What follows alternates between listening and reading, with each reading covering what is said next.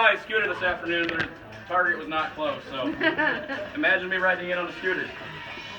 Imagine. Hello, Shark Tanks. My name is Tyler Wiles, and with me this evening, Lindsay Sainer. Looting, Saida Rico. Kenneth Perkins. and we are Micro Mobility Authority. Here we have a tipped over scooter. We are at the tipping point in terms of how well we incorporate micromobility options within our current configuration of street and sidewalks. It is only going to get worse if left unaddressed. Who ultimately decides how we should parcel out the public right-of-way? To what blend of collaboration between governments, technical organizations such as ITE, the private sector, and the community at large play in this decision? Throughout this next year, our research topic is going to be centered around institutional sustainability, advocacy, goal number 3, as part of ITE's current strategic plan. We'll focus on ITE's role in assisting public agencies to set policy on personal mobility devices. These devices include such things as e-scooters, electronic bicycles, and even we'll be looking forward towards robots for personal delivery devices. Objectives of the study will be to provide guidance to communities on where these devices belong, both en route and between rides. We've all seen scooters laying on the side of the sidewalks as we walk down the walking path.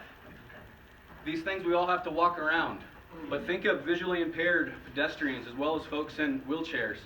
Those folks oftentimes don't realize those devices are there until it's too late. Also, we're going to take a look at the development of potential fiscal policy models for communities to potentially implement. There's oftentimes stories of for-profit companies moving into cities and jurisdictions, deploying their devices out on the street without ever talking to the jurisdiction prior to doing so. We can help the jurisdictions be proactive instead of reactive, and also potentially put together a funding mechanism that these for-profit companies can contribute funds back towards the city's infrastructure needs. Our approach will start off with a current state of practice research.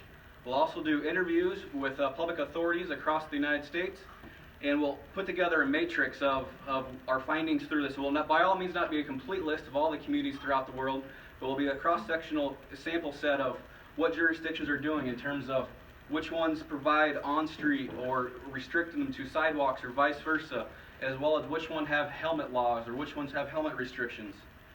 In the end, and throughout, our research will also be cognizant that one particular model will not fit every community. The model will be flexible and scalable to fit the varying needs of communities across the world. All while stating and recommending to the ITE Board of Direction potential recommendations that ITE can put within their policies and preferences and documentation for use of communities. And with that, we're looking to you, Sharks, for your support and your assistance throughout this endeavor. So please, if anyone's interested in mentoring us throughout this process, please find myself or one of my team members throughout the evening. We'd be happy to hear from you. And with that, are there any questions for myself or my team members? Yeah. Oh, all right. So is it going to be just a general policy review, or because every city, they have their own innovative way of designing pavements and curbs, so how are you going to address that, and what about the rural areas? That's a great point, George. As far as the rural areas go, we'll look at the current practice of what's out there from our literature review, and we'll put together as best as possible just our findings from what we're going to put together. And also, we'll be cognizant of the fact that this model and these policies that communities can potentially implement need to be flexible and need to be moldable for each, whether it's rural or